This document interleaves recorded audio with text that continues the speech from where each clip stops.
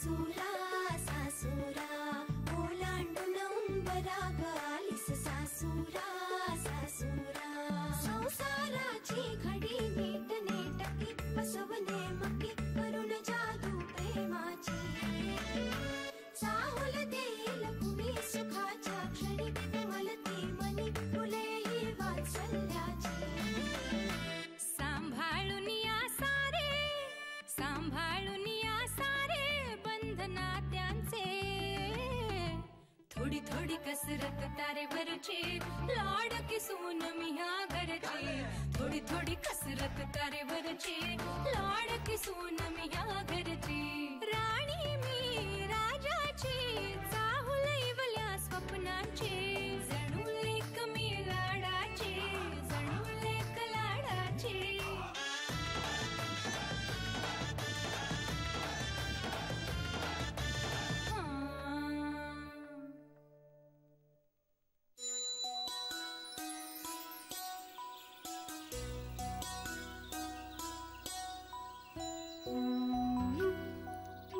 तुमची तब्येत कशी आहे आता?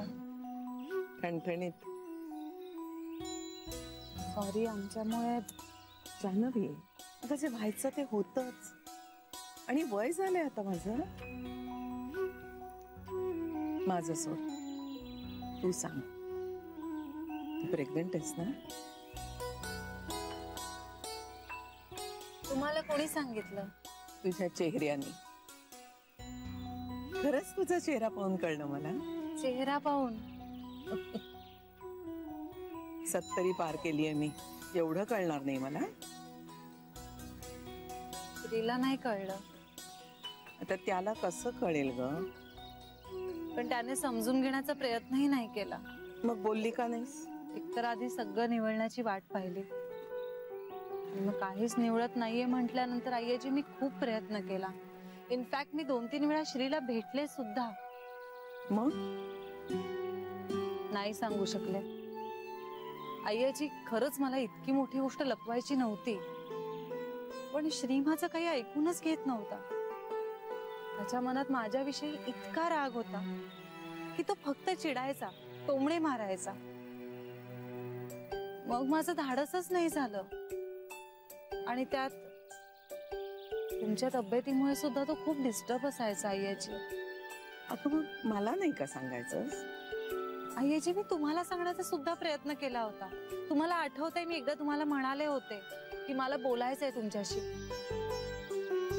मला हार्ट अटॅक येऊन गेलाय. फार जास्त दुःख किंवा आनंद मला पेलवेल की नाही मला सांगता येत नाही. त्यानंतर माझं धाडसच नाही झालं आईची. अगं मग इतर कोणाला तरी सांगायचंस? कारण मला भीती वाटली होती. कसली? एकतर पिंट्यामुळे सगळेच माझ्यावर चिडले होते, त्यात तुमचा अटॅक आणि माझी प्रेग्नन्सी, या दोन्ही बातम्या एकत्रच आल्या.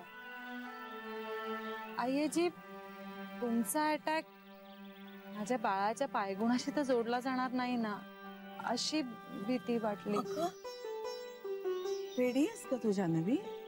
अगं कुठल्या जमान्यात वावरतो आपण? हे तर मी माझ्या तरुणपणी सुद्धा मानलं नव्हतं. हे बघ, श्री पोटात होता तेव्हा रमाकांत परदेशी गेला म्हणून मी श्रीला त्याबद्दल जबाबदार धरलं का? अगं माणसं आपल्या इच्छेनुसार स्वभावानुसार वागतात. त्याचं खापर त्या निष्पाप जीवावर कशाला फोडायचं? आणि हार्ट अटॅक ही एक मेडिकल कंडिशन आहे. त्यासाठी वय, प्रकृती हे कारणीभूत असतात. तुझ्या पोटात वाढणारा गोखल्यांचा अंश कसा कारणीभूत असेल, त्याला कसा जबाबदार असेल? तू इतर कोणाला नाही, मला तरी सांगायलाच हवं होतंस जान्हवी. पण त्या आधीच तुमच्या नातवाने मला डिवोर्सची नोटीस पाठवली ना. अगं पण डिवोर्स तुला हवा होता ना? मला ना पिंट्याची खूप काळजी वाटते. एक तर आहे भोळसट, कसं होणार त्याचं कोण जाणे. कला कान किटलेत माझे सगळं पुन्हा पुन्हा ऐकून. व्यवस्थित चाललंय त्याचं. काय व्यवस्थित चालू आहे? अक्कल नाही म्हणते ना ती ही. एक तर मिळतात किती 40 रुपये. त्या 40 रुपयामध्ये कधी बदाम आण, कधी कुठलं फळ आण. स्वतःच्या भविष्याचा म्हणून काही विचारच करायचा नाही. अगं त्याचं तो बघेल, तू कशाला त्यात पडतेस? अहो आई आहे मी त्याची. 9 महिने पोटात वाढवलंय त्याला. सगळ्याच आया वाढवतात आपल्या पोराला 9 महिने पोटात. मग आई पोटात वाढवते ना, म्हणूनच घोर असतो तिला तिच्या लेकराचा. कसला घोर लागलाय तुला त्याचा? अहो कसं होणार त्याचं?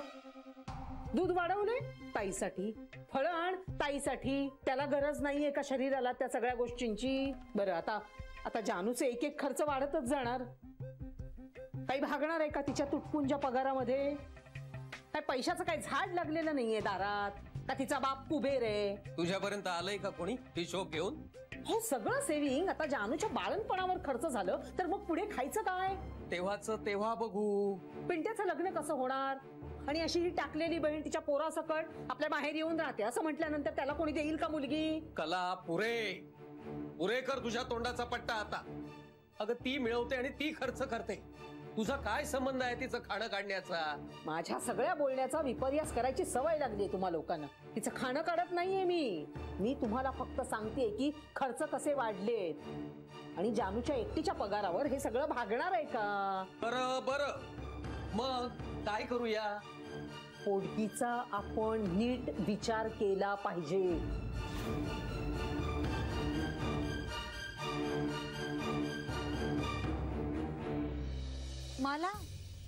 मला का डिवोर्स हवा असेल? आईजी मी का डिवोर्स घेईन? मुळात मी प्रेग्नंट असताना का डिवोर्स मागे नाही आजी? मला तर उलट मी कधी एकदा तुम्हाला सगळ्यांना भेटते आणि ही आनंदाची बातमी सांगते असं झालं होतं.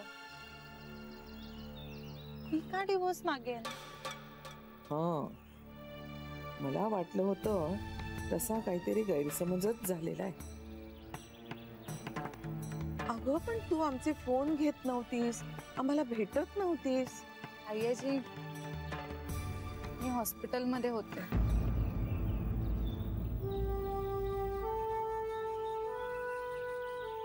खूप स्ट्रेस होता आणि मला डॉक्टर म्हणाले होते की आता बाळासाठी हा स्ट्रेस खूप घातक ठरू शकेल. म्हणून मी बाळासाठी थोडा काळ कोणाशी संबंध ठेवले नव्हते. पण म्हणून ही गोष्ट लपवून ठेवणार होते का? मी सांगणारच होते ना. हे आम्हाला काहीच माहित नव्हतं. तुझ्या ऑफिस मध्ये चौकशी केली तेव्हा तू सुट्टीवर होतीस. तू फोन उचलत नव्हतीस म्हणून तुझ्याशी बोलायला मी स्वतः तुझ्या घरी आले होते. मी घरी आला होता कधी? डिवोर्सचा विषय निघाला तेव्हा. घरात कोणीच नव्हतं. आई होती तुझी. मग आईने तुम्हाला सांगितलं नाही मी हॉस्पिटलमध्ये आहे ते? नाही. श्री आणि जान्हवी मध्ये काहीतरी गैरसमज निर्माण झालाय. तुमच्या मुलाचं मला माहित नाही पण जान्हवीचा गैरसमज मात्र दूर झालाय. म्हणजे तुमचं घराणं काय ते कळलंय तिला. मी माफी मागते तुमची. त्याने माझ्या मुलाने तुरुंगात घालवलेले 2 दिवस परत येणार आहेत का? परत काहीच येत नसतं. तसंच आता तुमची सूनही परत येणार नाहीये. पण नाही म्हणजे त्यात तिचा काही दोष नाहीये. कारण मीच असं म्हणाले होते सगळं निवळल्याशिवाय कुणालाच काहीच सांगू नकोस म्हणून तिने लपवलं असेल कदाचित. पण त्यांनी तुला सांगितलं नाही मी येऊन गेल्याचं? मला त्रास होऊ नये म्हणून कदाचित बोलली नसेल ती. अगं पण याची खूप स्ट्रेस होता अजूनही आहे. पण आता मी सगळं स्वीकारलंय. पण आजकाल मी फार त्रास करून घेत नाही स्वतःला कशाचाच. आईची मला धक्के नाही आवडत. अशी चढ उतारांची पण भीती वाटते. आयुष्य कसं साधं सोपं सरळ असावं. त्या काळात आईने खूप केलं पण माझी अवस्था अगदीच नाजूक होती. आता तिच्या आईबद्दल तिला सांगणं योग्य नाही. मुळात तिच्या आईनं हे दुष्टाव्यानं केलं का तिला जान्हवीची काळजी वाटत होती याची कल्पना नाही. ते कळल्याशिवाय यावर काही बोलणं चूक ठरेल. आणि जान्हवीची परिस्थिती खरंच खूप नाजूक वाटते. अशा अवस्थेत तिच्या पुढे संघर्षाचे मुद्दे नको. आधी छाननी केली पाहिजे या सगळ्या प्रकाराची, मग तिच्या आईला जाब विचारावा. एकमेकांवर प्रेम असलेलं हे जोडपं डिव्होर्सची भाषा का करायला लागलं? काय झालं आई आजी, कसला विचार करताय? नाही का, काय नाही, असंच. पण आपण हे सगळं नंतर बोलूया. तू आता घरी चल, आपण तुझं सामान नंतर मागवून घेऊया पाहिजे तर, किंवा तू आणि श्री जाऊन घेऊन या. चल घरी चल. काय झालं? आय एम सॉरी आई आजी, पण मी नाही घरी येऊ शकत. काय झालं बाळा? आई आजी सॉरी, पण मी नाही येऊ शकणार तुमच्या बरोबर. का? आज रविवार आहे, ऑफिसला सुट्टी आहे ना? हो, पण पण काय? आता सगळंच बदललंय आई आजी. म्हणजे? आता सगळ्यांच्या मनात एकमेकांविषयी अढी आहे. मला नाही कळलं. आई आजी, आता काहीच पूर्वीसारखं नाही आहे. नाही ग, तसं नाहीये. गोष्टी अजून हाताबाहेर गेल्या नाहीयेत. गेल्यात. तू घरी चल, सगळं ठीक होईल. आमचा अंश वाढतोय तुझ्या पोटात, माझ्या श्रीचं बाळ. एवढा आनंदाचा क्षण यापूर्वी फक्त श्रीच्या जन्माच्या बातमीनं आला होता. विघ्नेश्वराची कृपा की आपण आत्ता भेटलो आणि हे सगळं मला कळलं.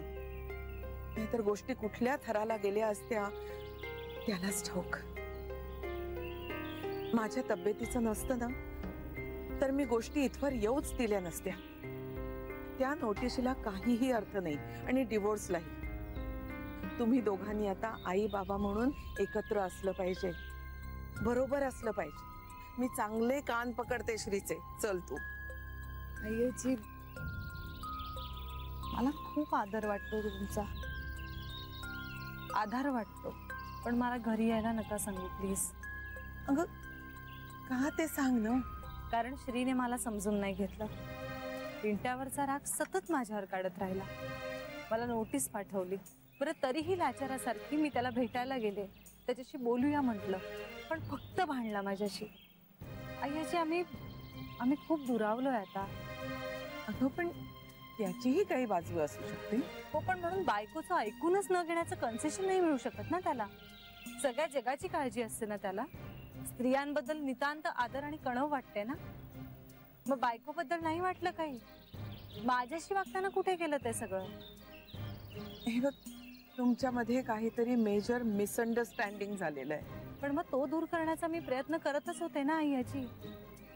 ज्या माझ्या अवस्थेत त्याने मला सांभाळायला हवं होतं, माझ्या बरोबर असायला हवं होतं, त्या माझ्या अवस्थेत मी माझ्या बाळाला त्याच्या बाबांचं छत्र मिळावं म्हणून श्रीला समजवण्याचा प्रयत्न करत होते. ज्यावेळी मला श्रीची सगळ्यात जास्त गरज होती, तेव्हा तो माझ्यापासून सगळ्यात दूर होता. जेव्हा सगळ्यांकडून मी लाड गोड कौतुक करून घ्यायला हवी होती ना, तेव्हा मी माझा संसार वाचवण्यासाठी रडत होते, झगडत होते आई आजी. आणि कोणाशी? ज्याचं बाळ माझ्या पोटात वाढत आहे त्याच्याशी. त्यानं अगं त्याला माहित नाहीये तू प्रेग्नंट आहेस ते. नाहीतर तो कधीच असं वागणार नाही तुझ्याशी. त्याला माहिती आहे आई आजी. श्रीला माहितीये? हे सगळं सांगणारं पत्र लिहिलं होतं मी त्याला. मी हॉस्पिटलमध्ये असताना त्याचे फोन उचलू शकले नाही, कारण मला बरं नव्हतं. मी प्रेग्नंट आहे आणि आता आपण आपल्या बाळासाठी सगळं बाजूला ठेवून एकत्र येऊया, नको भांडूया, सगळे मिसअंडरस्टँडिंग दूर करूया वगैरे वगैरे, हे सगळं सांगणारं पत्र लिहिलं होतं मी. असं पत्र लिहिलं होतंस तू श्रीला? हो. काय म्हणाला तो? त्याने ते पत्र फाडून डस्टबिन मध्ये टाकलं. शक्य नाहीये ते. नाही, एवढंच नाही, त्याने मला ब्लॉकही करून टाकलं, माझ्याशी कुठलाही संपर्क ठेवायचा नाही म्हणून. जान्हवी,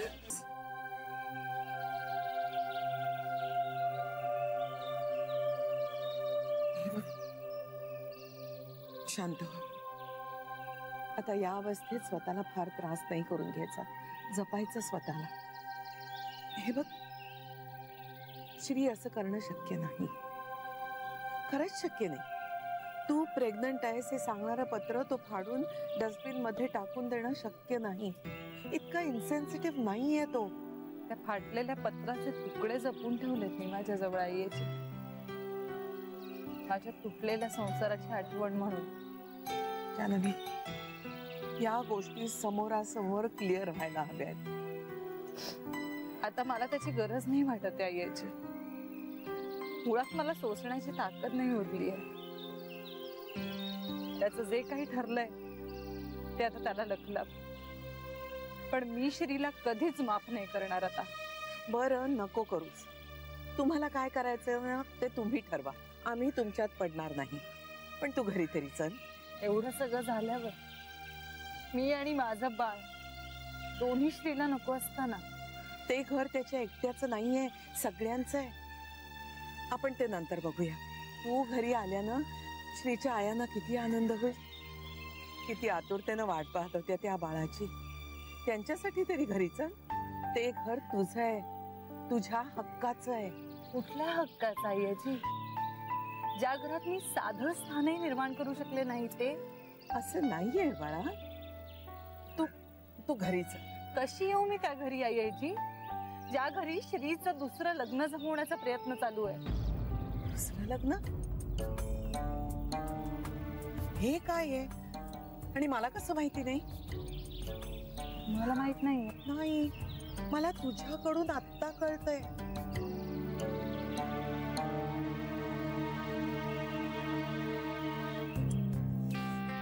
म्हणजे किसबी बोलणं झालं होतं, पण मी ते खोडून काढलं होतं. सिरियस काहीही नव्हतं. पण आता सगळं सिरियस आहे. मला असं सांगण्यात आलंय की मी तुमच्या मुलाला सोडावं, कारण त्याच्यासाठी माझ्यापेक्षा खूप चांगली, सरस, आणखी चांगल्या घरातली मुलगी शोधतायत सगळे. आईजी, आईजी मला माफ करा. तुम्हाला त्रास होत असेल तर आपण नको बोलूया आता या विषयावर. त्रास नाही ग, पण हे कसं शक्य आहे? तुला कोणी सांगितलं हे? हे सगळं मी माझ्या कानांनी ऐकलंय. कधी आणि कुणाकडनं? एवढं सगळं झालं तरीही मी निर्लज्जासारखी घरी आले होते श्रीला ही बातमी देण्यासाठी. पण इतका असह्य मला याआधी कधीच वाटलं नव्हतं आईची. माझा विश्वास बसत नाहीये, पण तू सांगतेस म्हणजे ते खरं असणार. मला या सगळ्याचा छडा लावायलाच पाहिजे. आईजी प्लीज, तुम्ही आता कुणावरही रागवू नका. खरंच ऐका ना, तुम्ही मला घरी येण्याचा आग्रह केला म्हणून मी बोलले, नाही तर मी तुम्हाला सांगितलंही नसतं. आता जे आहे ते आहे, आणि जो खडतर मार्ग माझ्यासाठी आहे तो मी स्वीकारलाय. आता त्यात कुठलाच बदल नको. मला ना ह्या अशा बदलांची भीती वाटते आईची. आणि मनात एकमेकांबद्दल एवढं काही असताना मला किंवा आणखी कुणाला काय आनंद मिळणार आहे आईची यातून? त्यापेक्षा दूर राहिलेलंच बरं. मला क्षमा करा जान्हवी. सगळ्यांच्या वतीनं मी तुझी क्षमा मागते. खूप चुकलं आमचं. आईची प्लीज मला लाजवू नका. लाज तर मला वाटते आमच्या वागण्याची. याची चुका माझ्याकडूनही आमच्या सगळ्यांकडूनही झाल्या. वाईट इतकंच वाटतंय की त्या सगळ्या चुकांची शिक्षा काहीही दोष नसताना माझं बाळ भोगतंय. नाही होणार जान्हवी. तो गोखल्यांचा अंश आहे आणि तो त्याच्या मानानं आणि थाटानंच या जगात येणार. तुझी इच्छा नसेल तर मी बळजबरी करून तुला घरी नेणार नाही. पण माझी सून आहेस तू, आणि तुझ्या पोटात माझ्या घराण्याचा अंश वाढतोय. त्याचा जन्म गोकुळातच होईल, हा माझा शब्द आहे. आणि माझा शब्द मी प्राणापेक्षा जास्त जपते.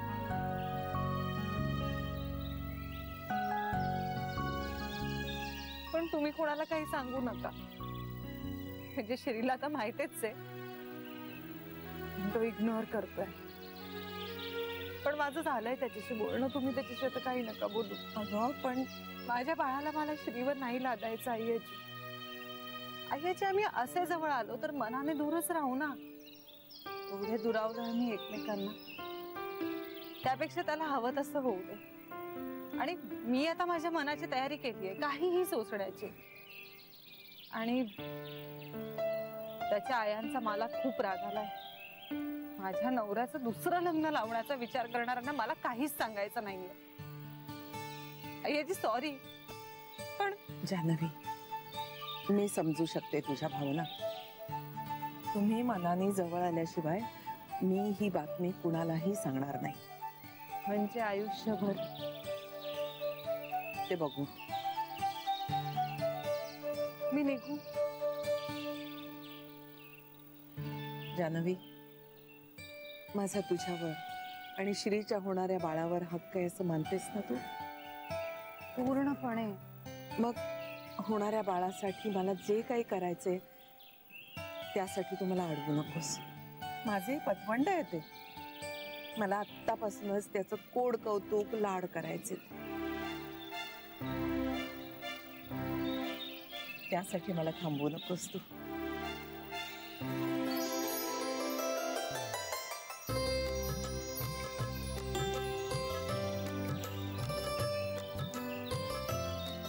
बरं निघू मी, उशीर होतोय.